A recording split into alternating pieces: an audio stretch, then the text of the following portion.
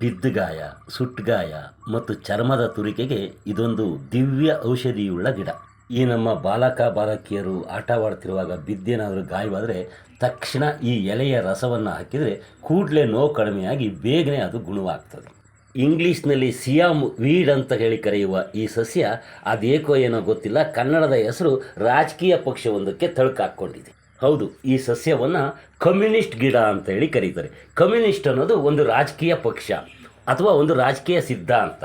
ಈ ನಮ್ಮ ಭಾರತ ದೇಶಕ್ಕೆ ಸ್ವಾತಂತ್ರ್ಯ ಬಂದ ನಂತರ ಇಡೀ ರಾಷ್ಟ್ರದಲ್ಲಿ ಕಾಂಗ್ರೆಸ್ ಪಕ್ಷವೇ ಪ್ರಬಲವಾಗಿತ್ತು.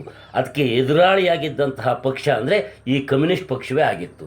ಅಂದರೆ ಭಾರತದ ಪ್ರಥಮ ಚುನಾವಣೆ ನಡೀತಲ್ಲ, ಆಗ ಇಡೀ ದೇಶದ ಎಲ್ಲ ರಾಜ್ಯಗಳಲ್ಲೂ ಕೂಡ ಕಾಂಗ್ರೆಸ್ ಪಕ್ಷ ಅಧಿಕಾರಕ್ಕೆ ಬರ್ತದೆ.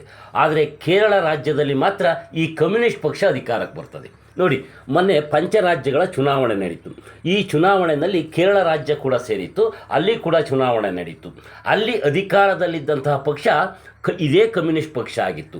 ಆದರೆ ಚುನಾವಣೆಯ ನಂತರ ಆ ಕಮ್ಯುನಿಸ್ಟ್ ಪಕ್ಷ ಅಲ್ಲಿ ಸೋಲ್ತು.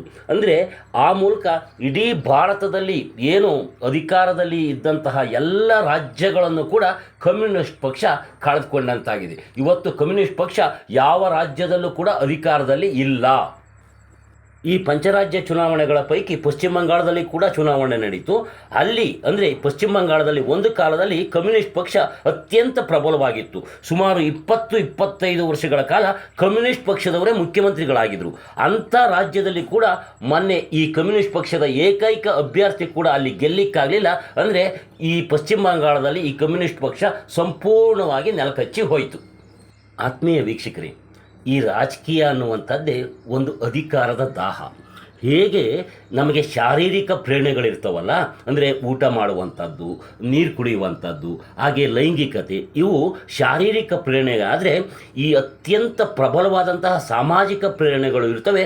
ಅದರಲ್ಲಿ ಮೊದಲನೆಯ ಸಾಮಾಜಿಕ ಪ್ರಬಲವಾದ ಪ್ರೇರಣೆ ಅಂದರೆ ಈ ರಾಜಕೀಯ ಅಂತಲೇ ಹೇಳ್ಬೋದು. ಹೀಗಂತ ನಾನು ಹೇಳ್ತಾ ಇಲ್ಲ, ಮನೋವಿಜ್ಞಾನವೇ ಇದನ್ನು ಸೈದ್ಧಾಂತಿಕವಾಗಿ ತೋರಿಸಿ ಹೇಳಿದೆ. ಅಂದರೆ ಈ ಸಾಮಾಜಿಕ ಪ್ರೇರಣೆಗಳು ಯಾವುವು ಮತ್ತು ದೈಹಿಕ ಪ್ರೇರಣೆಗಳು ಯಾವುವು ಅಂತ. ಈ ನಿಟ್ಟಿನಲ್ಲಿ ರಾಜಕೀಯ ಅನ್ನುವಂಥದ್ದು ಒಂದು ಸಾಮಾಜಿಕ ಪ್ರೇರಣೆಯಾಗಿದೆ. ಯಾಕೆ ನಾನಿಲ್ಲಿ ಈ ಮನೋವಿಜ್ಞಾನವನ್ನು ಪ್ರಸ್ತಾಪಿಸ್ತಿದ್ದೀನಪ್ಪ ಅಂದರೆ, ಈ ಸಸ್ಯಕ್ಕೆ ಅಂದರೆ ಇದೊಂದು ಕಳೆ ಸಸ್ಯ ಮತ್ತು ಇದು ಹೊಲದಲ್ಲಿ ಬೆಳೆದ್ಬಿಟ್ರೆ ಬೇರೆ ಏನು ನಾವು ರೈತರು ನಾಟಿ ಮಾಡುವಂತಹ ಸಸ್ಯಗಳು ಬೆಳಿಲಿಕ್ಕೆ ಬಿಡುವಂತಹ ಪ್ರಬಲವಾದ ಕಳೆ ಸಸ್ಯ. ಇಂಥ ಸಸ್ಯ ಒಂದಕ್ಕೆ ಕಮ್ಯುನಿಸ್ಟ್ ಸಸ್ಯ ಅಂತ ಹೆಸರಿಡೋದಿದೆಯಲ್ಲ, ಇದು ಒಂದು ಕೂಡ ರಾಜಕೀಯ ಹುನ್ನಾರವೇ ಆಗಿದೆ. ಅಂದರೆ ಒಂದು ಅತಿರೇಕದ ಆಕ್ರಮಣಕಾರಿ ಕಳೆ ಸಸ್ಯಕ್ಕೆ ಈ ಒಂದು ರಾಜಕೀಯ ಪಕ್ಷದ ಪ್ರಬಲ ರಾಜಕೀಯ ಪಕ್ಷದ ಹೆಸರನ್ನು ಇಟ್ಟು ಕರೆಯೋದಿದೆಯಲ್ಲ, ಆ ಮೂಲಕ ಆ ರಾಜಕೀಯ ಪಕ್ಷದ ಬಗ್ಗೆ ಈ ಜನಸಾಮಾನ್ಯರಲ್ಲಿ, ರೈತರಲ್ಲಿ, ಏಕೆಂದರೆ ಇದೊಂದು ಕಳೆ ಸಸ್ಯ ಆದ್ದರಿಂದ ಒಂದು ರೀತಿಯ ಜಿಗಿಪ್ಸೆಯನ್ನು ಹುಟ್ಟಾಗ್ತದೆ. ಆ ಮೂಲಕ ಆ ಪಕ್ಷದ ಬಗ್ಗೆ ಒಂದು ನೆಗೆಟಿವ್ ಒಪಿನಿಯನನ್ನು ಕ್ರಿಯೇಟ್ ಆಗ್ತದೆ. ಈ ಕಾರಣದಿಂದಲೇ ಬಹುಶಃ ಈ ಹುನ್ನಾರ ಸಕ್ಸಸ್ ಆಗಿದೆ ಅಂತಲೇ ಹೇಳ್ಬೋದು. ಬಹುತೇಕ ಕಮ್ಯುನಿಸ್ಟ್ ಗಿಡ ಅಂತ ಕರೆಯುವ ಈ ಸಸ್ಯವನ್ನು ಇನ್ನೂ ಕೆಲವು ಕಡೆ ಬೇರೆ ಬೇರೆ ಹೆಸರುಗಳಿಂದ ಕರೀತಾರೆ. ಉದಾಹರಣೆಗೆ ಕೊಡಗಿನಲ್ಲಿ ಇದನ್ನು ಗಾಂಧಿ ಗುಲಾಬಿ ಗಿಡ ಅಂತ ಕರೀತಾರೆ, ಇನ್ನೂ ಕೆಲವು ಕಡೆ ಇಂದಿರಾ ಗಾಂಧಿ ಗಿಡ ಅಂತ ಕರೀತಾರೆ. ಹಾಗೆ ಹಾವೇರಿ ಆನಗಲ್ ಕಡೆ ಇದನ್ನು ದುರ್ಗಿ ಗಿಡ ಅಂತೇಳಿ ಕರೀತಾರೆ. ಹಾಗೆ ಇನ್ನೂ ಕೆಲವು ಕಡೆ ಇದನ್ನು ಕಾಂಗ್ರೆಸ್ ಗಿಡ ಅಂತ ಕರೀತಾರೆ. ಆದರೆ ಕಾಂಗ್ರೆಸ್ ಗಿಡ ಅನ್ನೋದು ಪಾರ್ತಿನೇಮು, ಅದು ಬೇರೆಯೇ ಇದೆ. ಈಗ ಮುಂದೆ ನೋಡುವಂಥದ್ದು ಈ ಕಾಂಗ್ರೆಸ್ ಗಿಡನ. ಇದು ಕಾಂಗ್ರೆಸ್ ಗಿಡ.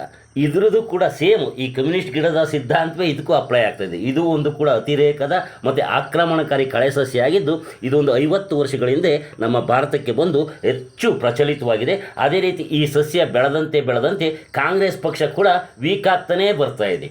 ಇವತ್ತು ಏನು ಇಡೀ ಭಾರತಾದ್ಯಂತ BJP ವಿಜೃಂಭಿಸ್ತಾ ಇದೆ, ಬೆಳೀತಾ ಇದೆ. ಸದ್ಯದಲ್ಲೇ BJP ಗಿಡ ಕೂಡ ಬಂದರೆ ಆಶ್ಚರ್ಯ ಇಲ್ಲ. ಈ ನಿಷ್ಪಾಪಿ ಸಸ್ಯಗಳಿಗೆ ಆ ರಾಜಕೀಯ ಪಕ್ಷಗಳ ಹೆಸರಿಡುವ ಮೂಲಕ ಆ ರಾಜಕೀಯ ಪಕ್ಷಗಳ ಬಗ್ಗೆ ಒಂದು ನಕಾರಾತ್ಮಕ ಧೋರಣೆಯನ್ನು ಸೃಷ್ಟಿ ಮಾಡುವಂಥದ್ದು ಇದೆಯಲ್ಲ, ಇದು ನಿಜಕ್ಕೂ ಕೂಡ ಒಂದು ತಂತ್ರ, ರಾಜಕೀಯ ತಂತ್ರ. ಎಲ್ಲೆಲ್ಲೂ ರಾಜಕೀಯ ಅಂತಾರಲ್ಲ, ಈ ನಿಷ್ಪಾಪಿ ಸಸ್ಯಗಳ ಮೇಲೂ ರಾಜಕೀಯ ನಡೀತಿದೆ ಅನ್ನೋದು ನಿಮಗೆ ಗೊತ್ತಾಗಿದ್ದರೆ ಈ ವಿಡಿಯೋಗೊಂದು ಲೈಕ್ ಮಾಡಿ, ಹಾಗೆ ನಿಮ್ಗೆ ಅನಿಸಿದ್ದನ್ನು ಕಾಮೆಂಟ್ ಮಾಡಿ. ಈ ವಿಡಿಯೋ ಇಷ್ಟವಾಗಿದ್ದರೆ ಇದನ್ನು ಶೇರ್ ಮಾಡಿ, ನಿಮ್ಮ ಸ್ನೇಹಿತರಿಗೆ ಕಳಿಸಿಕೊಡಿ, ಅವರು ಕೂಡ ನೋಡಲಿ. ನೀವು ನೋಡುತ್ತಿರುವ ಈ ನೇಟಿವ್ ನೆಸ್ಟ್ ಯೂಟ್ಯೂಬ್ ಚಾನಲ್ಗೆ ಇನ್ನೂ ಸಬ್ಸ್ಕ್ರೈಬ್ ಮಾಡ್ಕೊಂಡಿಲ್ಲ ಅಂದರೆ ಈಗಲೇ ಸಬ್ಸ್ಕ್ರೈಬ್ ಮಾಡ್ಕೊಳ್ಳಿ. ಈವರೆಗೆ ಈ ವಿಡಿಯೋ ನೋಡಿದ್ದಕ್ಕಾಗಿ ನಮಸ್ತೆ.